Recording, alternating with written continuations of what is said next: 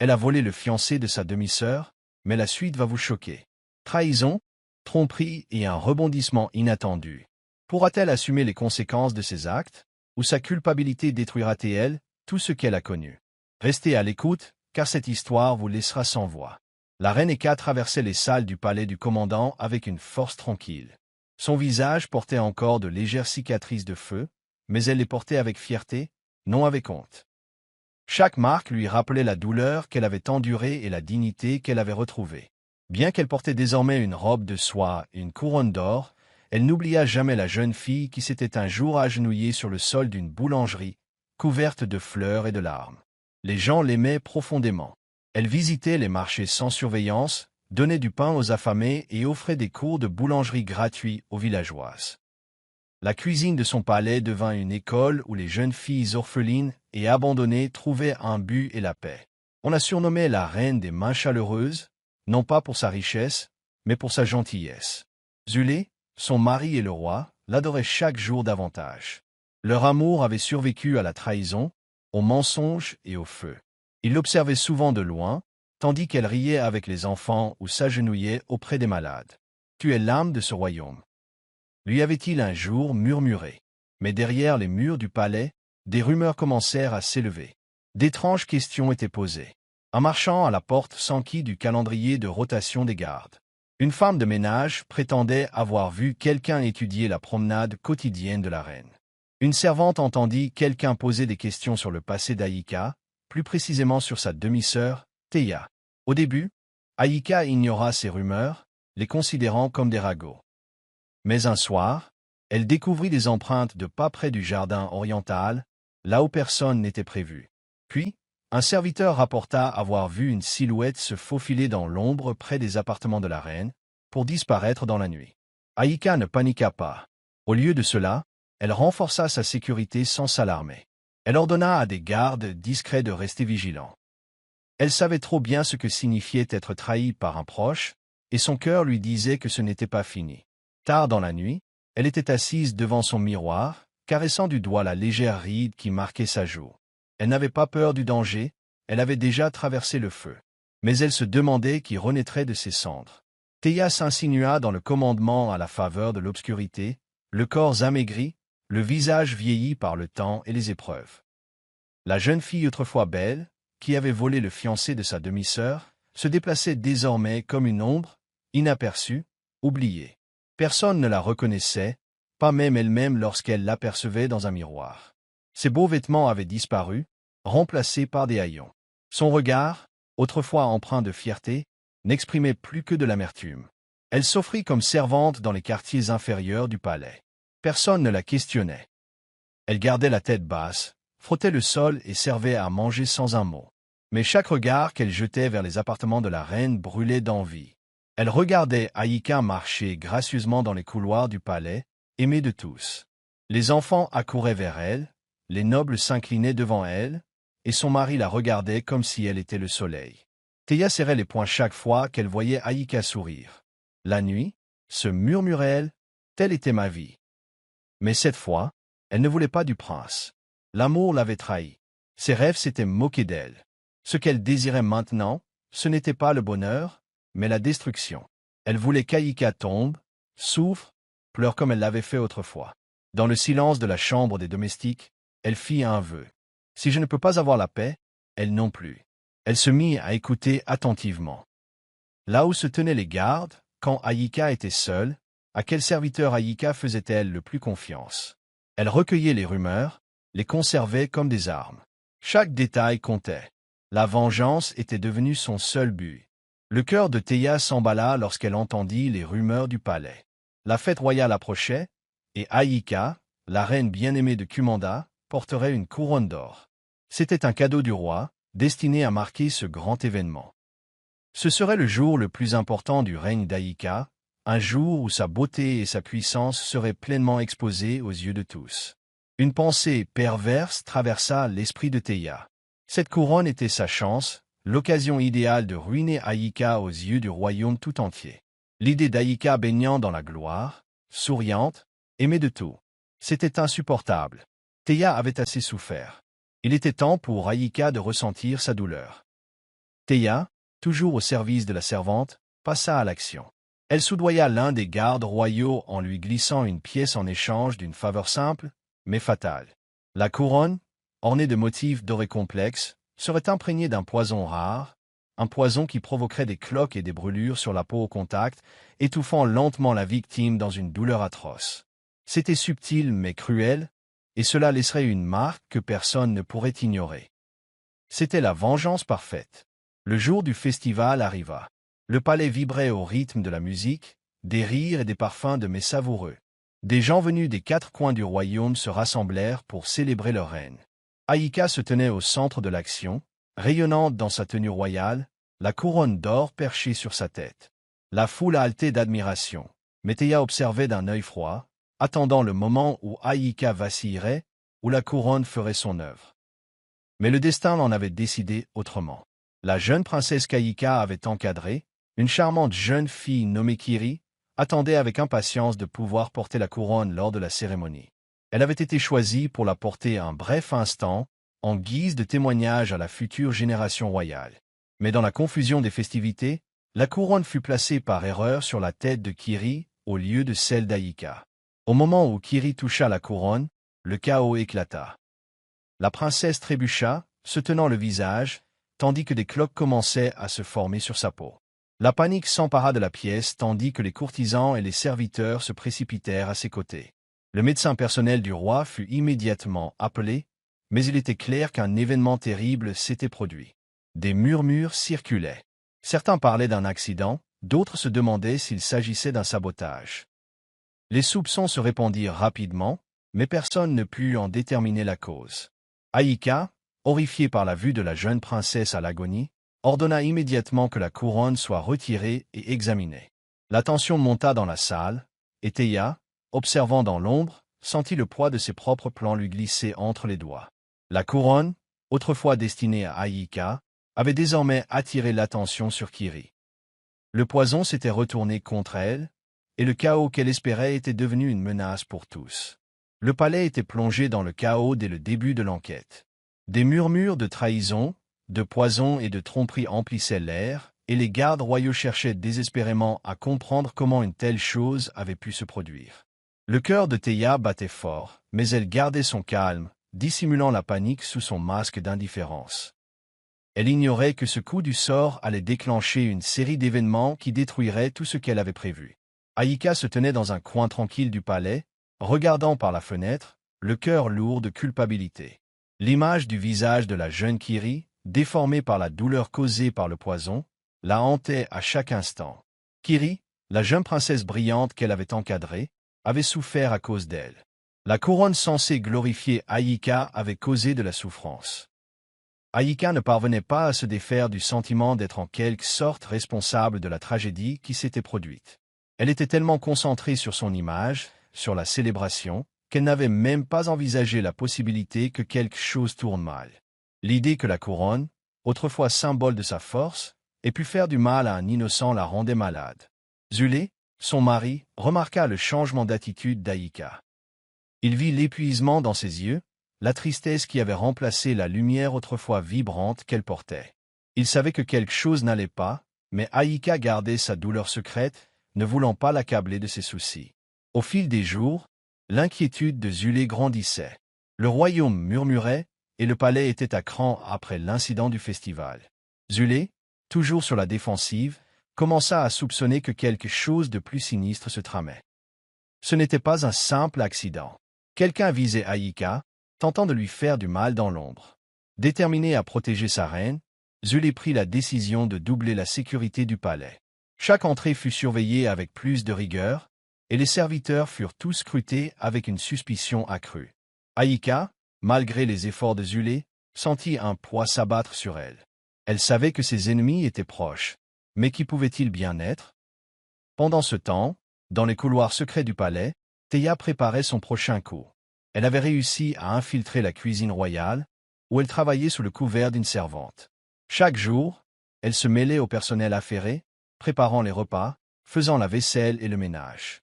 En apparence, elle ressemblait à une simple employée de cuisine, mais sous son air calme, son esprit était vif et calculateur. Elle connaissait les risques, Une erreur, un faux pas, et elle serait rattrapée. Mais Théa était patiente.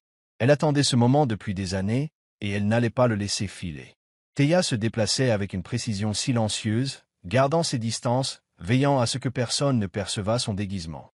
Son regard scrutait constamment la scène, guettant l'occasion de frapper, attendant le moment propice pour agir. Elle connaissait désormais bien le palais, le rythme de sa vie quotidienne.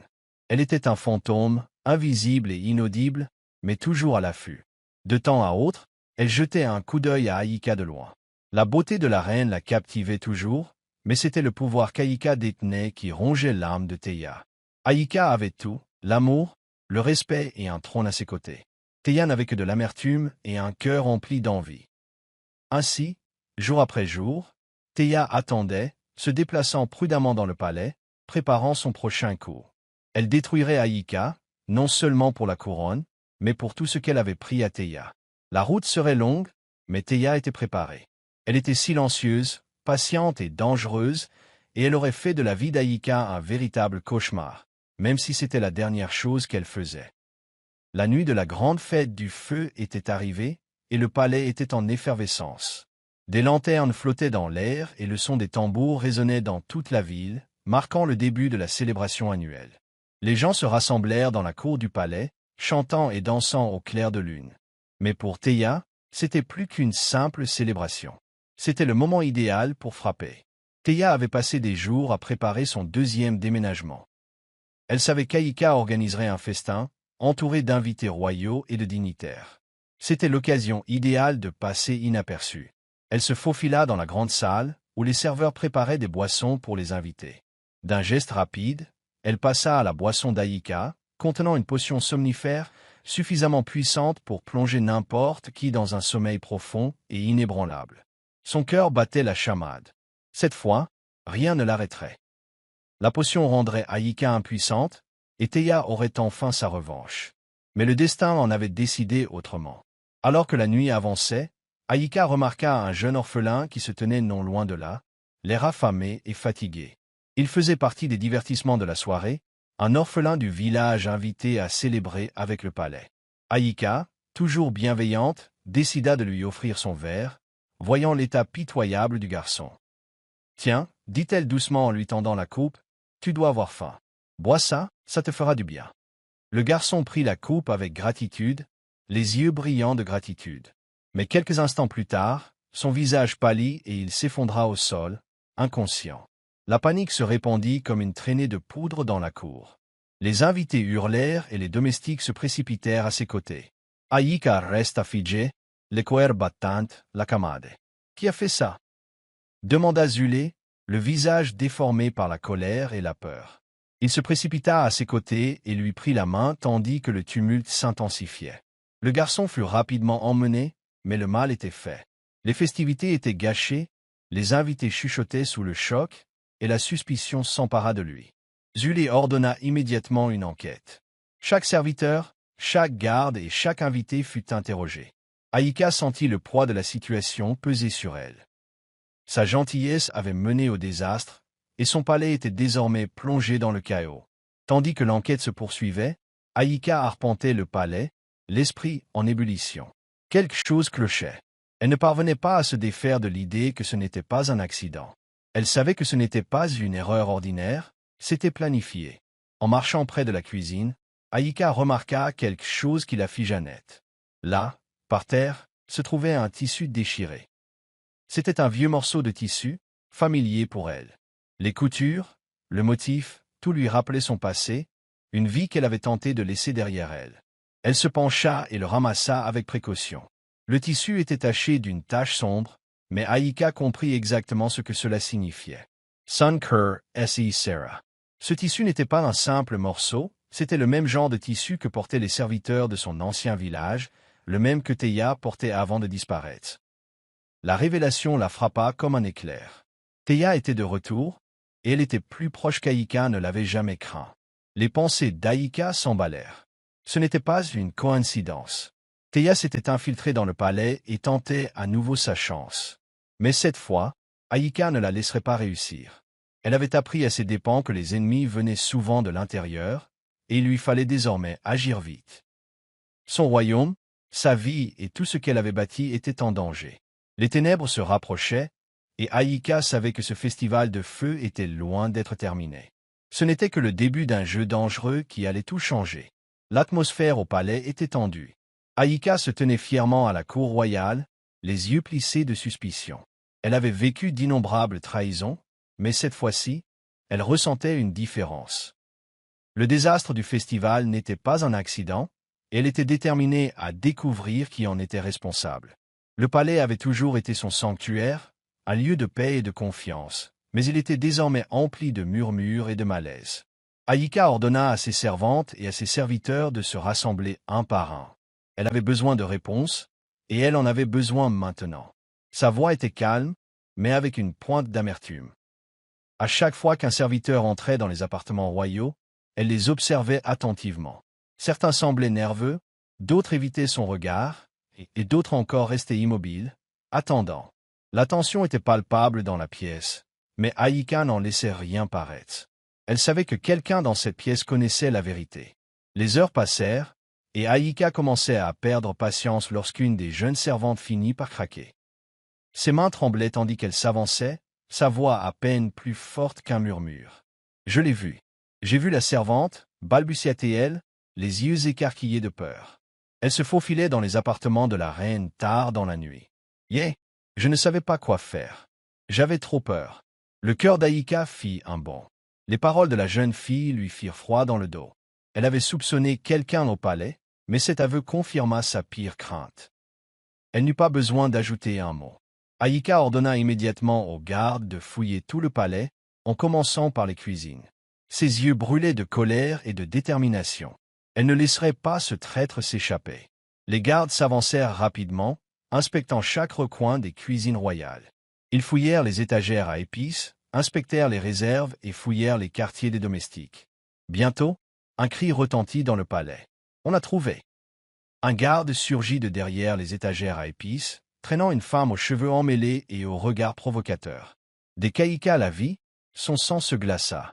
Théa se tenait là, devant elle. Son visage n'était plus celui, doux et innocent, dont Aïka se souvenait. Les années l'avaient transformée en une personne méconnaissable, endurcie par la douleur et la jalousie. Ses vêtements étaient déchirés, son visage décharné, et ses yeux brûlaient d'un mélange de colère et de regret. Les villageois, rassemblés pour assister à l'enquête, furent stupéfaits en voyant celle qu'ils avaient autrefois considérée comme une âme en peine. Mais maintenant, devant eux, Théa était une inconnue. Le cœur de la reine se serra en voyant celle qui avait semé tant de chaos dans sa vie. Théa resta silencieuse, les mains liées, la tête baissée de honte. Les murmures dans la foule s'amplifièrent tandis que les gens chuchotaient entre eux.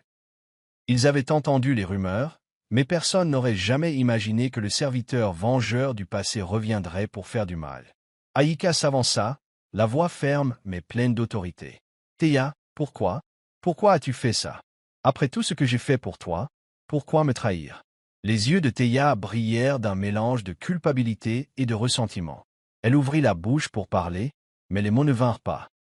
Au lieu de cela, elle détourna simplement le regard, évitant le regard perçant d'Aïka. Le silence dans la salle d'audience était assourdissant. Aïka se tourna vers la foule rassemblée, d'une voix ferme et résolue. « Voilà le visage de la trahison, » dit-elle, ces mots résonnant dans la salle. « Voilà celui qui a tenté de nous détruire, celui qui était rongé par l'envie, prêt à tout sacrifier pour se venger. » Les yeux de Théa brillaient de larmes retenues, mais elle resta silencieuse, incapable de soutenir le regard d'Aïka. Aïka n'éprouvait aucune compassion. Ce n'était plus la fille qu'elle avait connue. C'était une femme qui s'était laissée ronger par l'amertume et la rage, et elle allait maintenant en subir les conséquences. Les gardes emmenèrent Théa, mais Aïka avait le cœur lourd. Elle avait découvert la vérité, mais le mal était déjà fait. Le palais ne serait plus jamais le même, et elle non plus. Sous le regard des villageois, Aïka savait que ce chapitre de sa vie était loin d'être terminé. Les secrets du passé avaient été révélés, et le chemin à parcourir s'avérait. Les marchands quittaient sa cour pour sa monnaie. Les forgerons refusèrent ses ordres. Les marchés, autrefois fidèles à son égard, s'inclinèrent désormais devant elle. Ses navires de guerre, construits dans ce qu'ils considéraient comme l'acier le plus fin, commencèrent à se détériorer, se fissurant en mer et rouillant trop tôt. Ses soldats se plaignaient. Ses généraux l'interrogeaient. Il envoyait des espions. Ils revinrent silencieux ou morts. Il soudoyait les marchands. Il lui riait au nez. Même ses conseillers l'avaient prévenu. Qui que soit Dame Nahiri, on ne pouvait pas la combattre de manière habituelle. Mais Okuta était têtu. Il croyait qu'aucune femme ne pouvait le menacer, pas vraiment. Pour lui, Naziar était encore une épouse fragile au corps brisé. Il ne voyait pas que la femme qu'il avait rejetée était devenue le feu sous le métal qui étouffait désormais son règne. Il pensait qu'elle voulait de l'or, mais ses armes étaient déjà entre toutes les mains. Il pensait qu'elle voulait du pouvoir, mais son influence était plus profonde que les titres. La vérité le hantait. Elle ne voulait pas de son trône. Elle voulait qu'il en tombe, pas seulement publiquement, mais personnellement. Dans tous les coins de la ville, l'histoire se répandit comme une traînée de poudre. La mystérieuse Dame Nahiri avait été autrefois lésée, rejetée, abandonnée à l'abandon, et désormais elle régnait dans l'ombre. Mais son visage restait caché. Son nom était une tempête, mais personne n'avait vu ses yeux. Jusqu'au jour où un banquet royal fut organisé par Okuta pour montrer qu'il avait toujours le contrôle. Des nobles venus de contrées lointaines se réunirent. Les tambours résonnaient. Le vin coulait à flot. Il souriait largement, faisant comme si de rien n'était. Puis le silence se fit dans la pièce. Les portes s'ouvrirent. Une femme entra, vêtue de noir et de rouge. Sa cape flottait derrière elle comme une vague de fumée.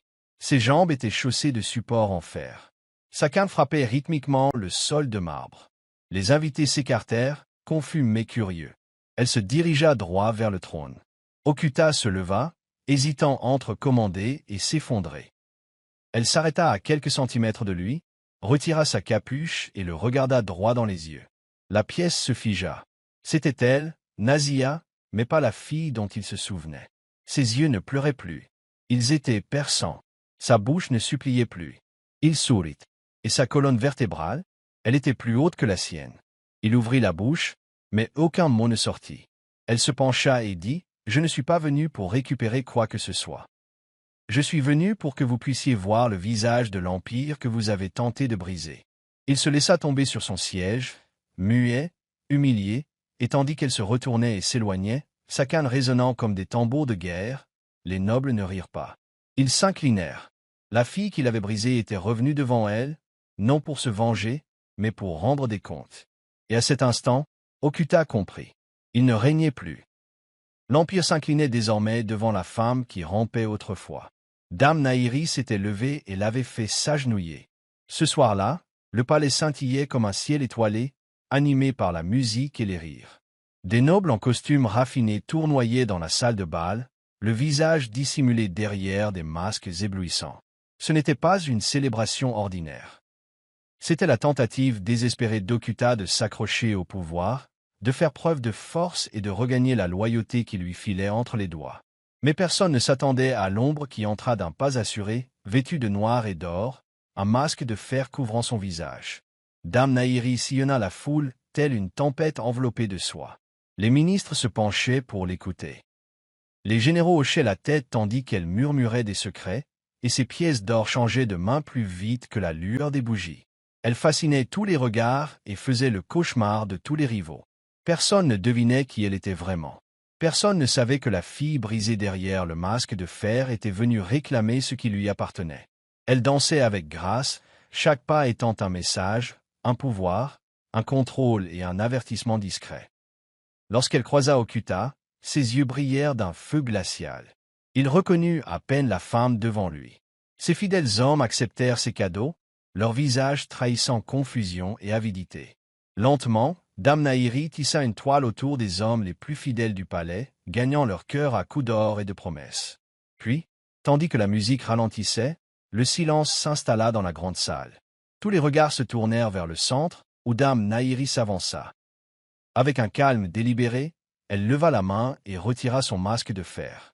Un hoquet collectif s'échappa de la foule. La salle de bal tomba dans un silence stupéfait. Le visage d'Okuta se vida de ses couleurs lorsqu'il la vit, Nazia, la fille qu'il avait brisée, la fiancée qu'il avait abandonnée. Mais ce n'était plus la femme fragile qu'il avait connue. Elle se tenait droite, les orthèses métalliques dissimulées sous une robe scintillante comme la nuit elle-même. Et elle souriait, non pas de faiblesse, mais avec la puissance d'une renaissance. Tu peux marcher? Balbutia Okuta en reculant, incrédule, la voix brisée comme celle d'un enfant effrayé. Non, dit-elle d'une voix claire et assurée. Je me lève, ces mots sont plus tranchants que n'importe quelle épée. Elle ne se contentait pas de marcher, elle se reconstruisait, s'élevait au-dessus de chaque promesse brisée et de chaque rêve brisé qu'il avait laissé derrière lui. Je ne suis pas revenue par amour, dit-elle, les yeux rivés sur les siens. Je suis venue pour ton trône. Les nobles observaient, fascinés. L'homme qui régnait autrefois avec crainte et cruauté se retrouvait face à la femme qu'il croyait détruite. Mais Dame Nahiri n'était plus une victime. Elle était une force, une reine forgée par la douleur, le fer et le feu. À cet instant, la salle de bal n'était plus seulement un lieu de danse. C'était le champ de bataille où le pouvoir s'inversait, où l'avenir de Gwandara allait être réécrit. Personne ne bougeait, personne ne parlait. Seul le son de sa respiration régulière emplissait la pièce tandis qu'elle se tenait debout, démasquée et invincible. La nuit était lourde de tension lorsque Dame Nahiri entra dans la salle du trône, sa présence imposant le silence. Dans ses mains, elle tenait des piles de papier, des documents qui allaient briser l'empire soigneusement bâti par Okuta. Des pots de vin échangés sous la table, des accords conclus dans l'ombre, des trahisons qui avaient empoisonné le royaume, tout cela exposé au grand jour.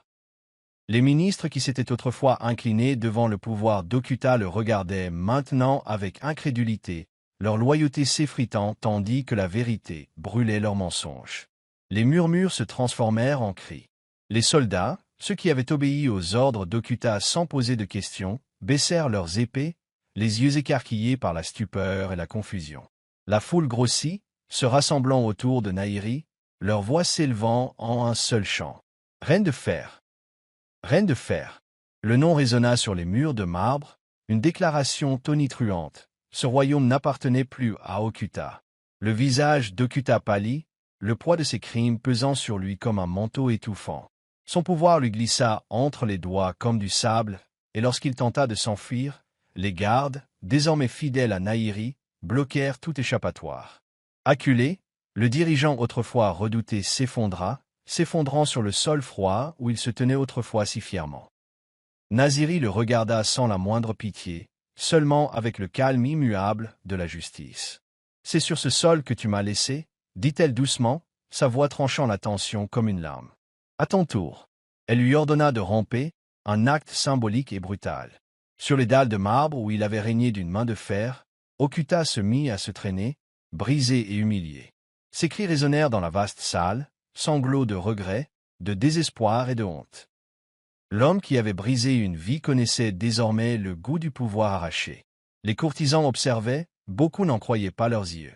Le tyran réduit à l'état d'ombre rampante, tandis que la femme qu'il tentait de détruire se tenait debout, imparable et victorieuse. Ce n'était pas seulement une punition, c'était un message adressé à tout le royaume. La cruauté et la cupidité ne seraient plus tolérées. C'était plus qu'une vengeance, c'était la renaissance du peuple et un avertissement à ceux qui pensaient que le pouvoir leur appartenait et qu'ils pouvaient en abuser. Dame Nahiri, l'épouse brisée devenue reine de fer, avait anéanti l'empire bâti sur la douleur, et tandis qu'Okuta sanglotait sur le sol froid, le royaume savait qu'une nouvelle ère commençait. Après la chute d'Okuta, son monde s'effondra rapidement. Le roi autrefois puissant fut arraché du palais et jeté dans les mines de sel, loin de Gwandara. Sa luxueuse demeure, remplie d'or et de secrets, fut incendiée, réduite en cendres, reflet de la ruine de son règne. Personne ne le pleura. Le peuple murmurait que l'empire bâti sur la cruauté ne pouvait tenir. Avec son exil, Dame Nahiri s'avança et laissa tomber le masque. Elle révéla sa véritable identité, Nazia, la femme autrefois brisée, rejetée et oubliée. Mais désormais, elle était reine, et son règne était sans précédent pour Gwandara. Nazia gouvernait non pas par la peur, mais avec une justice féroce et un esprit de progrès aiguisé. Elle reconstruisit le royaume sur des fondations plus solides que la pierre, le commerce, l'innovation et l'acier. Ses usines produisaient des armes et des outils qui rendaient son peuple fier et puissant. Au lieu d'accumuler des richesses, elle investissait dans son peuple. Elle construisait des hôpitaux où les blessés trouvaient des soins, et non du mépris. Ces écoles ouvraient leurs portes à des filles qui autrefois rêvaient en silence dans l'ombre. Nazia croyait que le véritable pouvoir ne résidait pas dans les salles du trône ou les armées, mais dans l'élévation des hôtes. Les bretelles de fer qu'elle portait étaient exposées bien en évidence dans le palais, non pas comme un trophée de douleur, mais comme un symbole de survie et de force. Les cicatrices ne sont pas synonymes de honte, une plaque sous son appareil orthopédique est rouge. Elles sont symboles de survie et de pouvoir. Son histoire a inspiré beaucoup de personnes. La femme brisée lors de sa nuit de noces avait atteint un niveau inimaginable. Elle était devenue la souveraine la plus crainte et la plus aimée des 7 royaumes. Rois et reines qui la raillaient autrefois sollicitaient désormais ses conseils.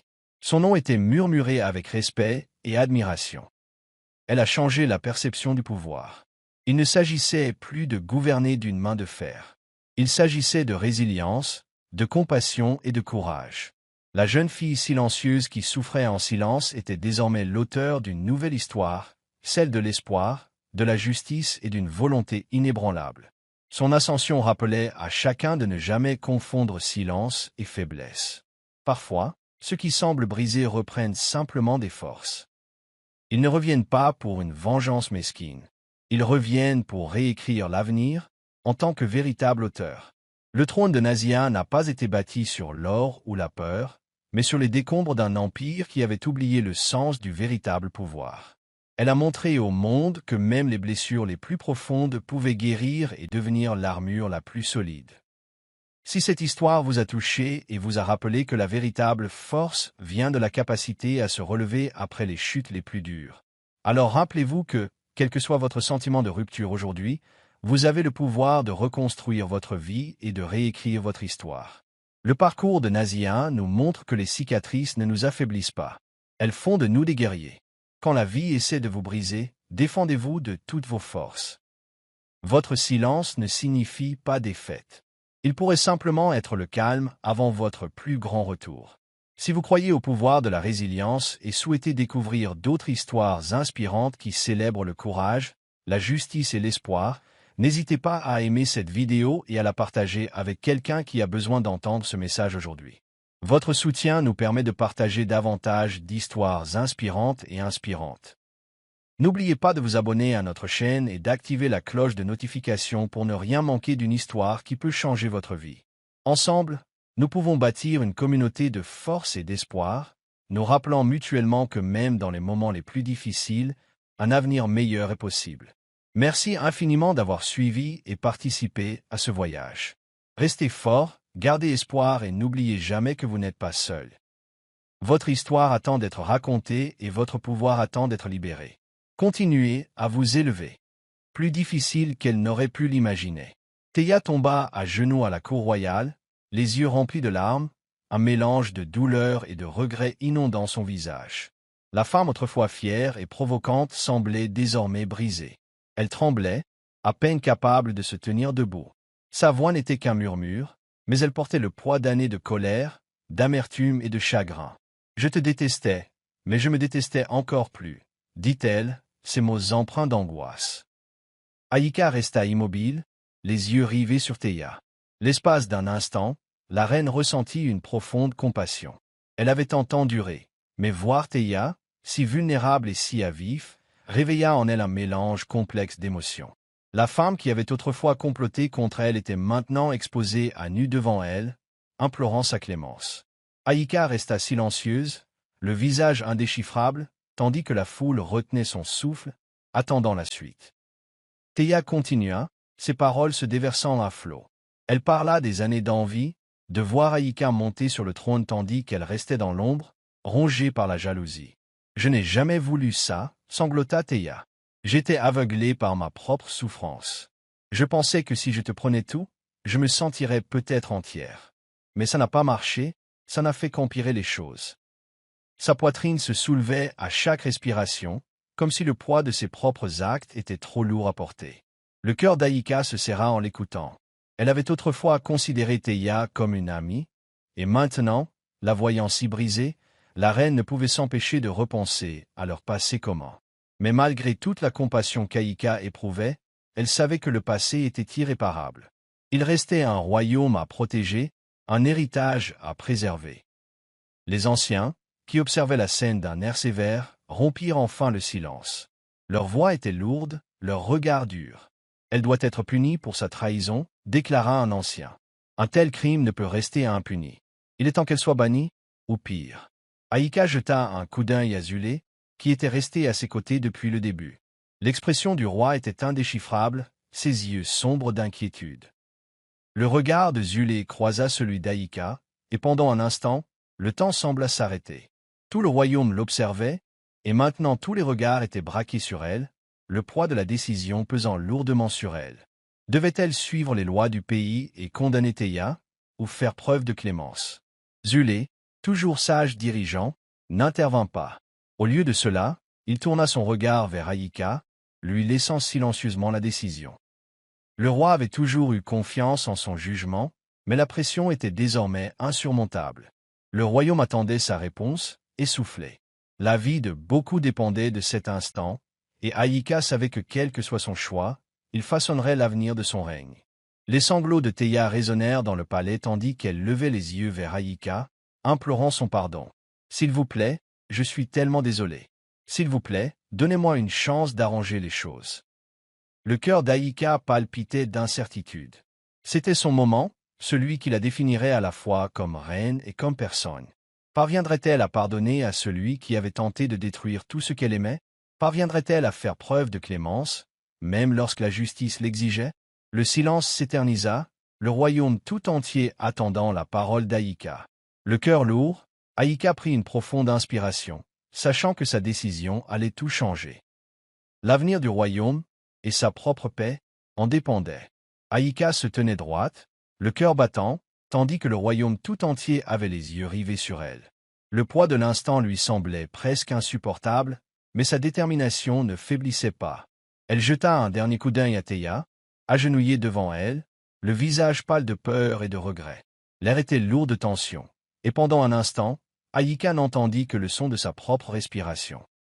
D'une profonde inspiration, Aïka prit la parole, d'une voix calme mais pleine d'autorité. « La haine a engendré la haine. Que cela cesse ici, déclara-t-elle, chaque mot empreint de sagesse et de compassion. La foule se tut, attendant sa décision finale, comme si la terre sous leurs pieds retenait son souffle. Les yeux de Théia s'écarquillèrent d'incrédulité. Elle s'était attendue au pire, le bannissement, la mort, quelque chose d'égal à la cruauté qu'elle avait autrefois infligée à Aïka. Mais là, c'était tout autre chose. Aïka ne la punissait pas. Elle ne la condamnait pas au sort si cruel qu'elle semblait s'y mériter. Au lieu de cela, elle faisait preuve de clémence, une clémence que Théia n'aurait jamais imaginé recevoir. Les mots suivants d'Aïka résonnèrent dans la salle, résonnant aux oreilles de Théia. « Je t'épargne la vie, Théia, mais tu seras envoyée au temple de la montagne. Là, vous servirez et réfléchirez. C'est un lieu sacré propice à la guérison. Peut-être que dans sa solitude, vous retrouverez ce que vous avez perdu en vous-même. » Théia sentit le monde autour d'elle basculer. Le châtiment sévère auquel elle s'attendait ne vint jamais. Au contraire, la miséricorde d'Aïka fut bien plus puissante que n'importe quel châtiment. Le temple de la montagne, lieu de réflexion spirituelle et de guérison, n'était pas une prison, mais une épreuve, un lieu où Théia serait contrainte d'affronter seules les conséquences de ses actes, avec pour seul guide ses pensées. Le souffle de Théia s'interrompit lorsque les paroles d'Aïka s'imposèrent. On lui avait offert une seconde chance, l'occasion de se reconstruire sur les cendres de la vie qu'elle avait détruite. Le poids de la culpabilité qu'elle portait depuis si longtemps lui semblait presque insupportable à cet instant, mais ce n'était rien comparé au soulagement immense qui l'envahissait. Elle n'était pas punie. Elle n'était pas jetée comme un objet abandonné. Au lieu de cela, Aïka lui avait offert un chemin vers la rédemption, un moyen de trouver la paix intérieure.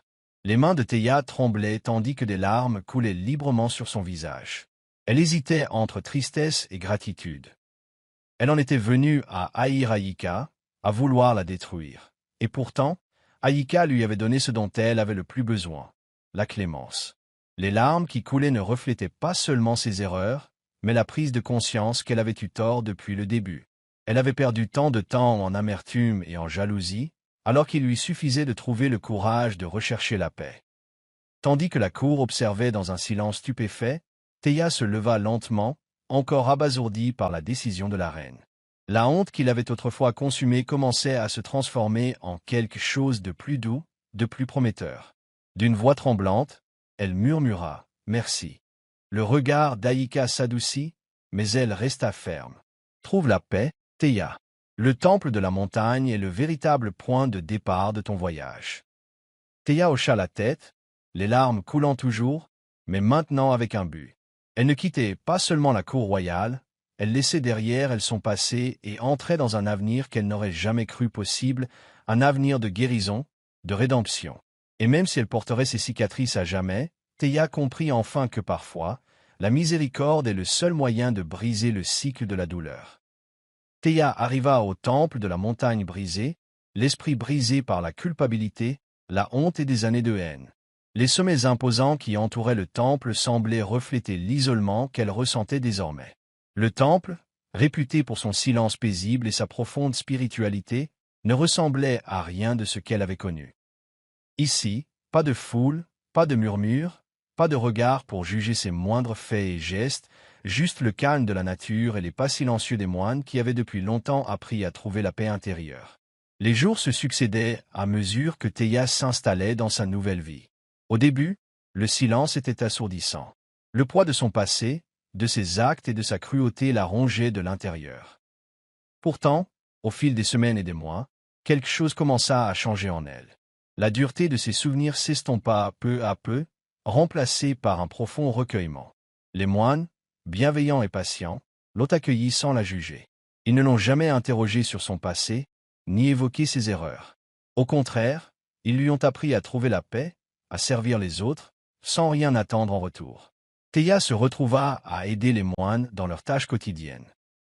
Elle préparait les repas pour le temple, le rythme rythmé du hachage des légumes et du remuage des casseroles procurant une étrange sensation de calme.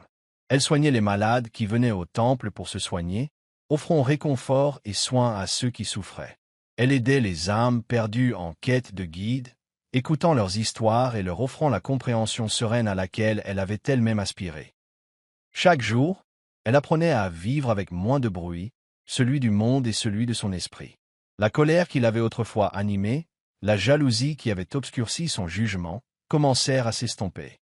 Au lieu de cela, elle ressentit quelque chose de nouveau, de la compassion pour ceux qui l'entouraient, pour les moines qui lui avaient témoigné de la bonté, et peu à peu, pour elle-même.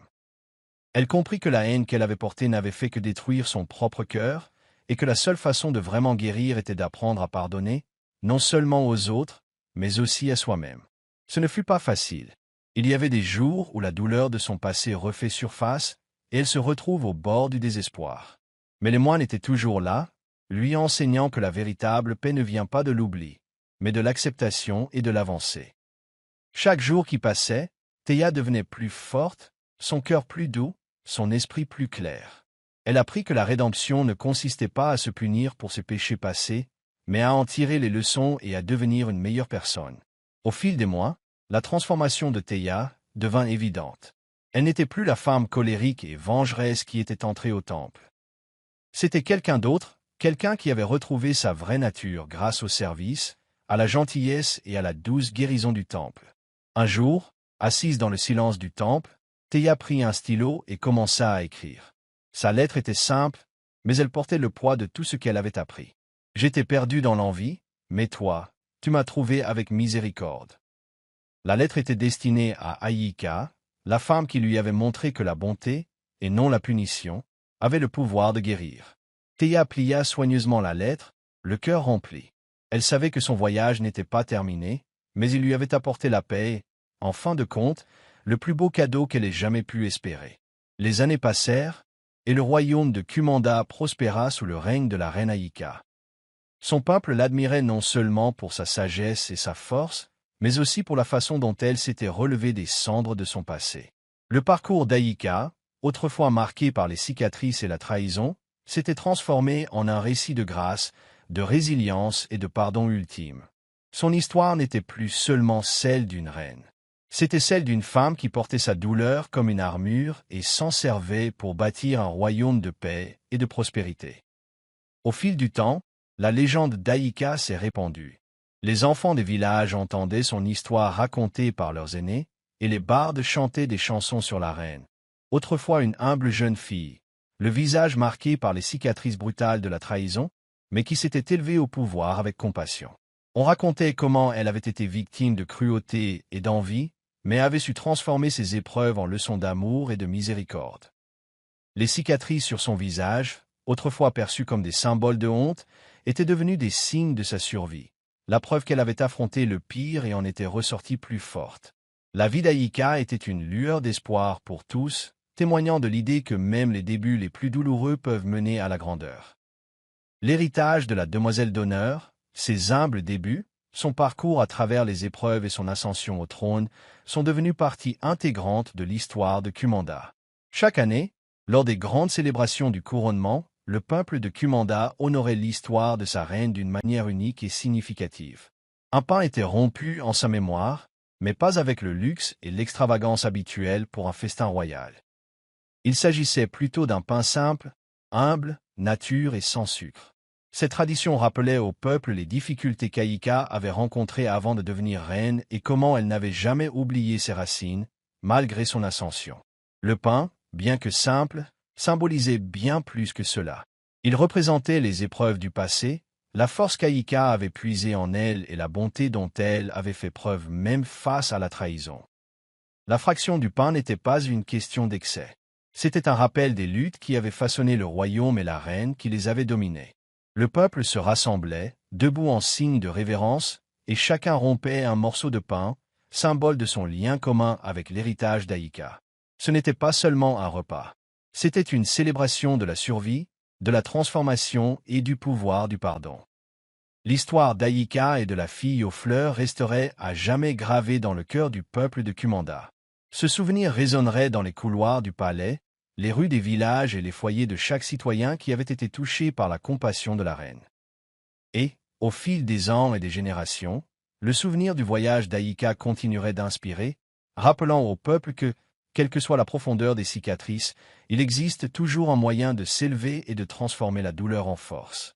L'héritage de la fille aux fleurs, la reine qui avait pardonné même après avoir été trahie à 2 reprises, ne serait jamais oublié. Cela perdurerait à jamais, dans chaque miche de pain partagée en son nom. Merci d'avoir suivi l'incroyable parcours d'Aïka, la reine qui a transformé sa douleur en pouvoir et a montré au monde le véritable sens du pardon. Son histoire nous rappelle avec force que, quelles que soient les difficultés de la vie, il y a toujours de l'espoir et que la guérison est possible, même après les trahisons les plus profondes. L'héritage d'Aïka nous enseigne que la bonté et la miséricorde peuvent guérir non seulement nos propres blessures, mais aussi celles du monde. Nous avons tous des cicatrices, visibles ou cachées, mais c'est la façon dont nous choisissons de les porter qui nous définit. L'histoire d'Aïka prouve que même dans les moments les plus sombres, nous pouvons trouver la force de nous relever, de pardonner et de transformer notre douleur en quelque chose de beau. Si le parcours d'Aïka vous a touché, n'oubliez pas d'aimer cette vidéo et de la partager avec vos amis et vos proches. Transmettons son message d'espoir, de guérison et de résilience au monde entier. Ensemble, nous pouvons faire en sorte que le pouvoir du pardon résonne partout. Si ce n'est pas déjà fait, abonnez-vous à notre chaîne pour ne manquer aucune histoire qui puisse vous inspirer et vous élever. Merci infiniment de participer à cette incroyable aventure. Votre soutien est précieux pour nous, et ensemble, nous pouvons continuer à partager des histoires inspirantes et transformatrices. Restez à l'écoute pour d'autres histoires poignantes. Encore une fois, merci de votre attention. Votre présence ici fait toute la différence.